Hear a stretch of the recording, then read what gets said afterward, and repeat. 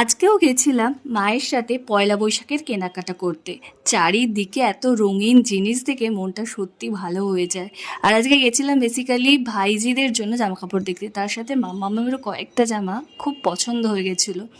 এরপর গলাটা ভিজিয়ে নেওয়ার জন্য একটু লস্যি নিলাম। লস্যিটা কিন্তু খেতে ভালোই হয়, একদম পোড়ামাতলার মোড়েই দোকানটা। তারপরে আমার শঙ্খ নেওয়ার ছিল, শঙ্খ নিলাম। আর মা এখানে বাজিয়ে দেখছিল। এই শঙ্খটা ভীষণ পছন্দ হয়েছে। আমার কিন্তু খুব একটা অভিজ্ঞতা নেই, তাই মাকে নিয়ে গেছিলাম।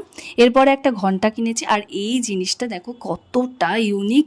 এটা হলো একটা প্রদীপদানি, এটার মধ্যেই তেল দিয়ে সলতে দিয়ে দেয়, দেখে বেশ ভালো লাগলো। এবার মায়ের সাথে পায়ে হেঁটে চলে এলাম একটা ছেলেদের জামা কাপড়ের দোকানে। এখান থেকে মা মামামের বাবার জন্য জামা কাপড় নিচ্ছিল, আর সাদা জামাটা পছন্দ হলো, নিয়ে নিলাম।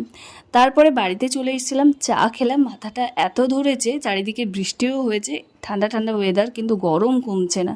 তারপরে রুটি আর তরকা খেয়েছিলাম, শাশুড়িমা পাঠিয়েছিল। তো এবার আমাদের পুরনো বাড়িতে এসেছিলাম, আর এই দুষ্টুগুলো কি সুন্দর খেলা করছে দুই ভাইতে মিলে।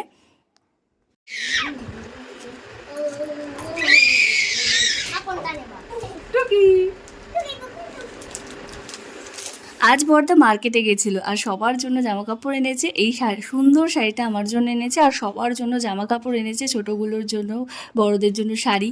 আর বাড়িতে এসেছিলাম, বাড়িতে এসে গরম গরম ধোয়া ওঠা ভাত করলাম আর মুসুরির ডাল করলাম। আর চারিদিকে বৃষ্টি হয়েছে, বেশ ঠান্ডা ওয়েদার, আগেই বললাম। আর এই আলু ভাজাটা খেতে মেয়ে ভালোবাসে, যে কোনো আলু ভাজাই ও ভালোবাসে। তো ডাল দিয়ে আলু ভাজা দিয়ে ওকে ভাত খাইয়ে নেবো।